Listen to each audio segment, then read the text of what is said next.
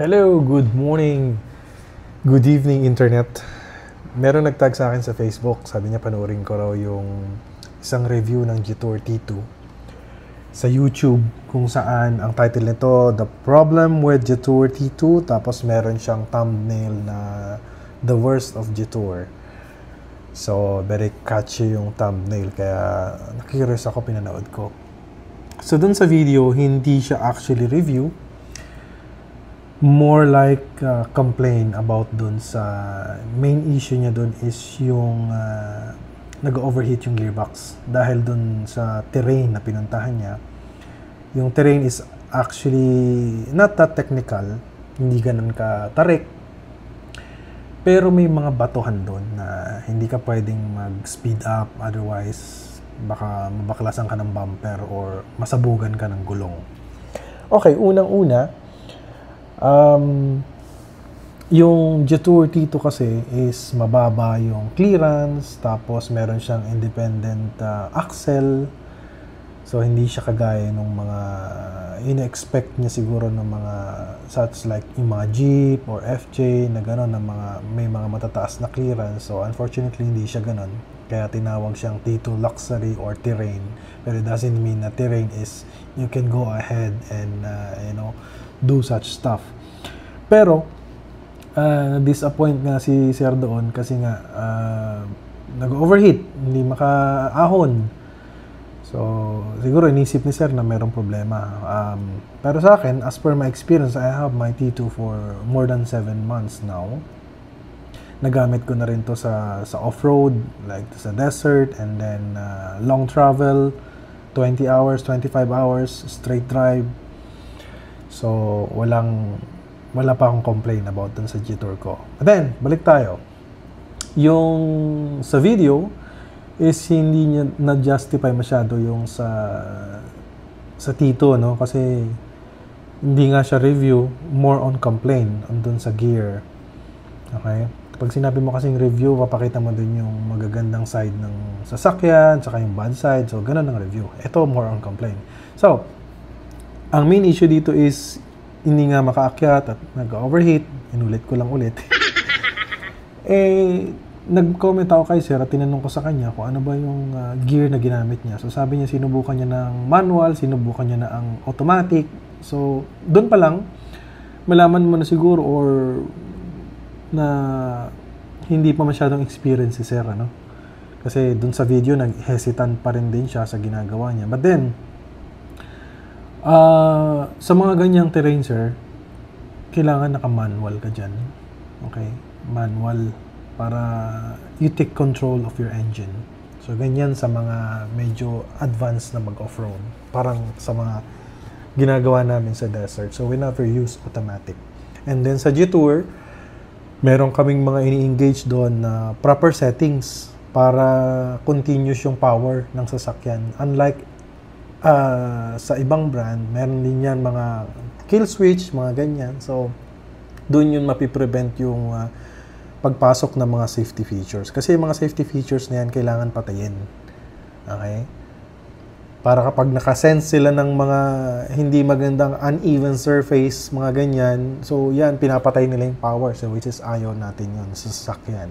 So, baka sir, baka hindi mo na-explore yung part na yun, kaya naman, pigil yung power mo. Pero, tama si Sir, sa part na parang ayaw umarangkada ng sasakyan, ito kasi yun yung behavior kasi ng 7DCT, hindi ako expert, pero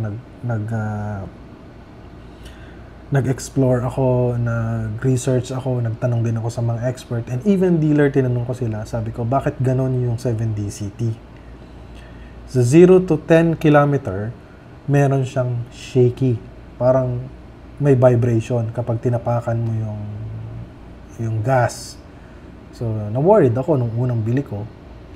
Pero, nag-research nga ako na sabi nila, ganun yung behavior ng 7DCT. So, kasi kinumpare ko sa sasakyan kong iba, hindi ganun. Sa mga brands na nakasanayan natin, hindi ganun. Super smooth. Kahit nabitinin mo yung acceleration sa mga incline, okay lang. Kaya ng transmission or kaya ng engine na i-drag brake dun sa certain incline na yon. Unfortunately, dito sa T2, hindi niya kaya. It doesn't mean na hindi niya kayang umakyat, kaya niyang umakyat, pero ayaw niya nung behavior or yung part na pangpipigil mo yung engine dun sa incline. So meaning to say, hindi niya gusto yung mga rock crawling. Hindi siya pang ganon, hindi siya pang rock crawling ba na dahan-dahan. Kailangan, gusto niya may buwelo. Ayun, yun lang yung napansin ko. Kasi sa desert, imagine mo, 5 to 6,000 RPM ang ginagawa ko sa Jetour ko. Walang problema, hindi nag-overheat. For as long as continuous yung flow ng takbo niya, hindi pigil, hindi papasok yung safety features niya na mag-overheat or gearbox issue. So, yun lang. Hindi ko alam kay sir kung paano yung nangyari kasi kung gumamit siya ng automatic all the way, so magti-trigger na kaagad yung gearbox issue na yun. Yung safety warning ang tawag doon. Early warning ng gearbox bago pa masira ng tuluyan. So, yan yung mga advanced features ng Jetour. Yan. So, yan. Unfortunately, hindi pang rock crawling ang Jetour. Consider mo na rin yung clearance ng sasakyan mo, tapos yung gulong mo, 255, 55, R20, low profile tires. Parang nagka-drive ng sports car nun, sir. Sa batuhan, di ba? Ganon yung feeling. So, hindi siya pang ano. Tapos, kung i-compare mo siya sa pickup na kasunod mo, so no, never. Kasi malayong-malayo, sir. Hindi wala sa kalingkingan yung Jetour mo pagdating sa mga ganyang terrain. Na sa clearance pa lang, talo ka na. Tapos, ang mga pick-up, independent axle yan sa likod. So, nag-flex sila ng mas matitindi. Sa atin, mababa. Kung nakakita ka na ng Defender, di ba, ang Jetour copy ng Defender daw, so be it. Kung nakakita ka ng Defender na nagtitrail, patingin ako, sir. So, parang ganun lang din ang feeling nun. Okay, so, pero, yun nga, ang main issue is, hindi talaga kaya ng Jetour na yung magda-drag brake ka ng power. So, meron siyang safety features, yun. Yun yung naging problema sa video mo, yun yung naging problema. Safety features po yun, sir. Pero kung sa patag yan o ano, tapos kahit sabihin mong akyatan na continuous yung power, tapos gamitan mo ng manual, nako sir, matutuwa ka. Sana mapanood mo yung mga videos ko, sir, no?